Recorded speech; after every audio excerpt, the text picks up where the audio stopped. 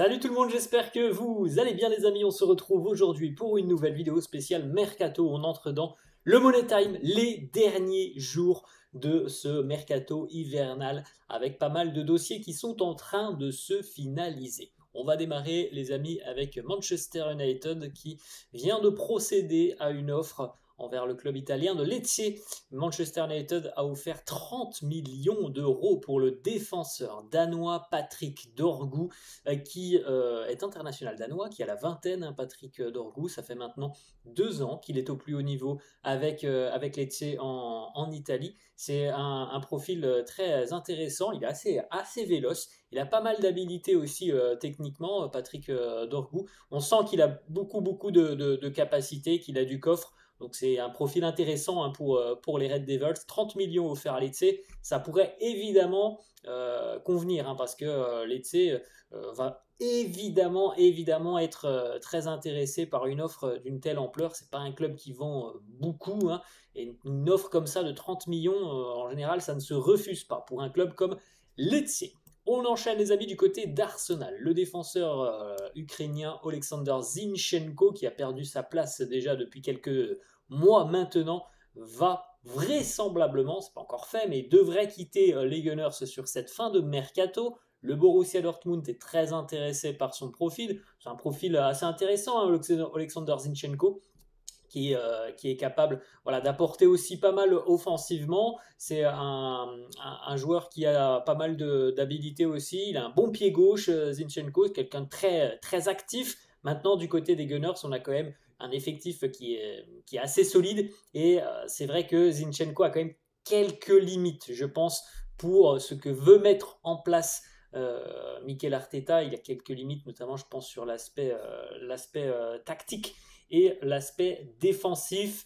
Voilà, il y a des défenseurs, des latéraux qui sont quand même plus solides que lui, mais ça reste un bon joueur, hein, qui peut évidemment beaucoup aider une équipe comme le Borussia Dortmund qui justement, elle, a pas mal de soucis sur le plan défensif déjà depuis de nombreuses semaines maintenant.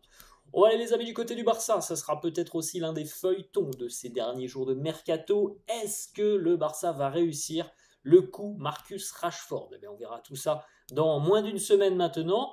En tout cas, on a bien compris que ni Eric Garcia ni Ansu Fati ne devraient quitter le Barça. Donc pour que le Barça puisse aller chercher Rashford, il faut qu'il y ait un départ. Et peut-être que ce départ pourrait être celui d'Andreas Christensen, le défenseur danois qui revient de blessure depuis à peu près 3 semaines, un mois, mais qui a quand même une forte concurrence, hein, du côté du Barça, avec Pau Cubarsí notamment, avec Inigo Martinez, avec aussi Ronald Araujo qui vient de prolonger. Et il y a quand même beaucoup de monde pour au final 2 postes et 2 places. C'est difficile pour Christensen d'envisager, hein, qu'il aura du temps de jeu sur la seconde partie de saison, et c'est difficile surtout d'imaginer qu'il pourrait bousculer de la hiérarchie à l'heure actuelle. Donc c'est un joueur qui peut faire partie aussi des joueurs qui sont sur un siège éjectable du côté du Barça. Donc voilà, il va falloir quand même accélérer, hein, du côté du Barça, sinon Rashford évidemment ne viendra pas, puisqu'il faut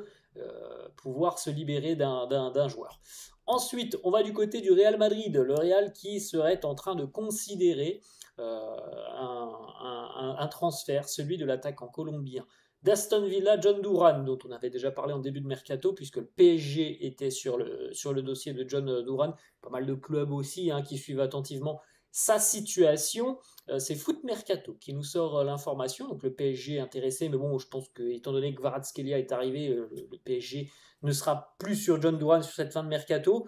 Du côté du Real, bon, je vais pas mentir, hein, je comprends pas trop pourquoi le Real irait chercher John Duran. Je suis pas sûr, franchement, que ça soit la priorité du Real d'aller chercher un nouvel attaquant. Franchement, hein, c'est pour ça que l'information me surprend un petit peu. Alors, c'est un attaquant qui a beaucoup de qualité, qui peut encore certainement, en plus de ça, progresser. Je pense qu'il a une marge de progression. Il est très puissant, il est rapide, il a le sens du but. Mais franchement, je ne pense pas que ça soit la priorité du Real. Donc, c'est une information qui me surprend un petit peu. Mais bon, voilà. Visiblement, le Real est très attentif à sa situation. Alors, il faut savoir quand même qu'il a encore 5 ans de contrat avec Aston Villa. Donc, il a quand même encore un long contrat, qu'il a une valeur marchande assez importante. Et aussi que le joueur, lui, aurait une préférence ce qui se respecte, il préférerait aller du côté de l'Arabie Saoudite. C'est ce que les médias disent, c'est que Al Nassr serait intéressé et que John Duran, lui, serait plutôt intéressé par l'idée d'aller du côté d'Al Nassr, évidemment. Bon, pas forcément, je pense, pour l'aspect sportif, mais plus pour l'aspect financier par rapport au PSG et au Real. Al Nassr serait prêt à offrir un gros salaire aux Colombiens, donc voilà, faudra suivre tout ça. J'imagine pas trop le Real bouger quand même, donc bon, on verra, hein, mais je pense pas que le Real va aller à fond sur le dossier John Duran. Ensuite, autre information du côté du Real, et encore une fois, ça concerne un petit peu l'Arabie Saoudite, un petit peu beaucoup même, puisque on sait déjà depuis à peu près 6 mois, 1 an, qu'il y a beaucoup de rumeurs qui envoient Vinicius du côté de l'Arabie Saoudite. Il y a surtout beaucoup de rumeurs qui émanent justement de l'Arabie Saoudite. Et on aimerait en Arabie Saoudite de nouveau recruter une immense star mondialement connue, après les Cristiano, les Benzema, les Neymar. Bon, Neymar, un peu plus compliqué, mais voilà, on aimerait de nouveau avoir une nouvelle vitrine pour le football saoudien, et ça pourrait être Vinicius, selon certains médias, et notamment le journaliste Jacob Ben, qui travaille, me semble, pour Sky Sport, donc quand même un journaliste assez sérieux. Al Ahly serait prêt à offrir 350 millions d'euros cet été pour Vinicius Junior.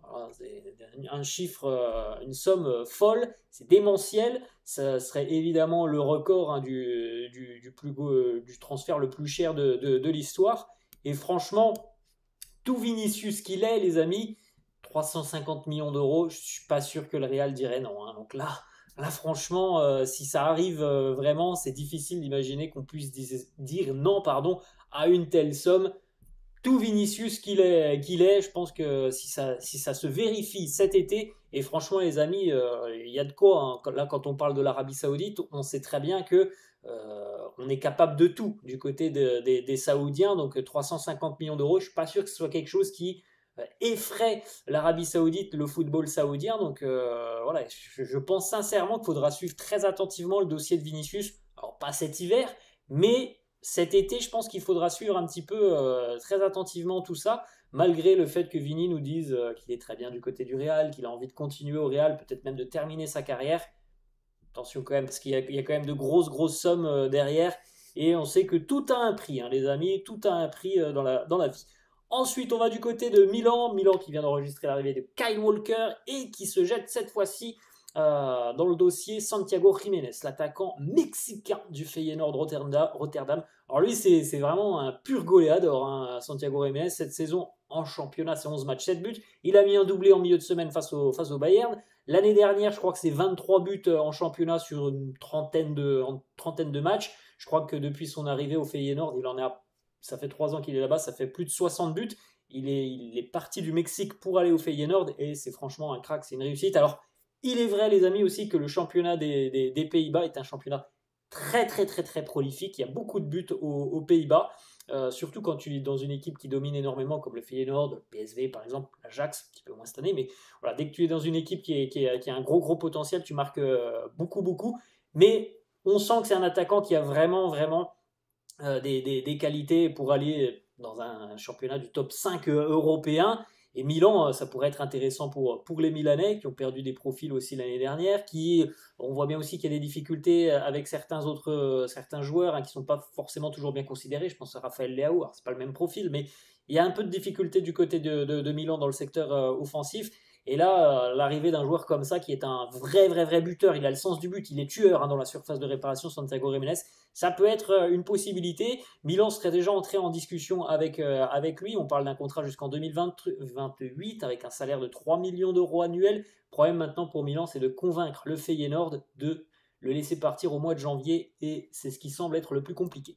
On va, les amis, du côté du Bayern Munich, encore une fois, les informations concernent Joshua Kimmich, qui n'a toujours pas prolongé avec le Bayern. Pour le moment, on est plus proche d'un départ que d'une prolongation pour le milieu de terrain allemand. Encore une fois, le Real intéressé, et selon certains médias allemands, le Real aurait initié des contacts avec Joshua Kimmich pour tenter de le convaincre de rejoindre le club gratuitement l'été prochain. Alors on sait très bien qu'il y a le Real, il y a le Barça, il y a aussi un petit peu du côté de l'Angleterre, Manchester City, hein, qui suit attentivement aussi sa situation, et puis il y a aussi la possibilité peut-être de prolonger avec le Bayern, même si il semble quand même que les discussions soient un peu compliquées entre le joueur, ses représentants et le Bayern, donc on verra tout ça. Mais la tendance à l'heure actuelle serait plutôt à un départ libre de Joshua Kimmich, mais vous savez les amis, on pensait que Alphonso Davies aussi allait quitter librement le Bayern, et visiblement Davies va prolonger, donc on n'est pas non plus à l'abri d'une prolongation pour le milieu de terrain allemand.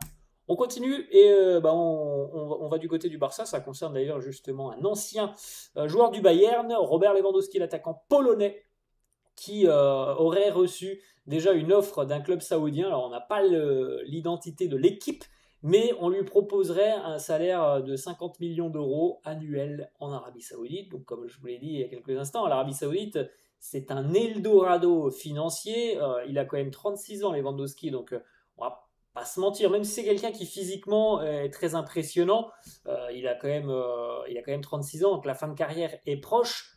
Une somme comme 50 millions d'euros, je ne suis pas sûr que ça se refuse. Je ne sais pas combien il gagne du côté du Barça à l'heure actuelle, mais je pense qu'on est très loin des 50 millions d'euros pour Lewandowski. Donc évidemment que c'est quelque chose qui peut être considéré, surtout que le Barça aussi recherche un attaquant. On sait très bien du côté du Barça qu'on est déjà en train de préparer l'avenir et l'après Lewandowski. Donc s'il y a une offre comme ça qui arrive cet été, les amis, à mon avis, on ne pourrait pas exclure non plus la possibilité que Lewandowski quitte le Barça cet été avec un tel salaire. C'est difficilement refusable. On va les amis du côté du Betis. Là aussi, c'était déjà en discussion dans les petits papiers depuis quelques semaines. C'est désormais fait. Anthony, l'ailier brésilien de Manchester United, rejoint le Betis jusqu'en fin de saison. C'est un prêt, il n'y a pas d'option d'achat, donc il retournera à Manchester en fin de saison, mais c'est une opportunité pour lui de se relancer, de gagner du temps de jeu, de regagner de la confiance à Anthony, parce que depuis son arrivée à Manchester United, c'est quand même un sacré flop. C'est un joueur qui a beaucoup de qualités, beaucoup de qualités techniques maintenant. Sur le plan collectif, c'est très limité.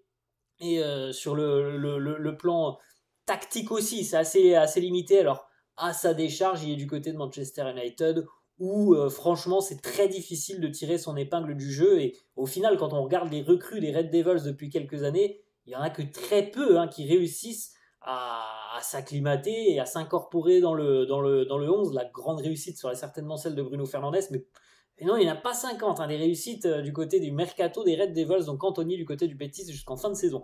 Et dernière information les amis pour terminer, on en avait parlé très récemment, donc Eintracht Francfort a perdu Omar Marmouche et Francfort va déjà réinvestir un petit peu de la somme, puisqu'ils l'ont vendu 80 mais ils vont réinvestir à peu près 30 millions d'euros sur l'attaquant de l'Olympique de Marseille, Eli Wai, et Marseille va vraiment s'y retrouver parce qu'il avait été acheté 30 millions d'euros. Et d'ailleurs, je m'en souviens l'été dernier, je vous avais dit, moi je trouve que c'est cher, 30 millions d'euros pour Eli Wai.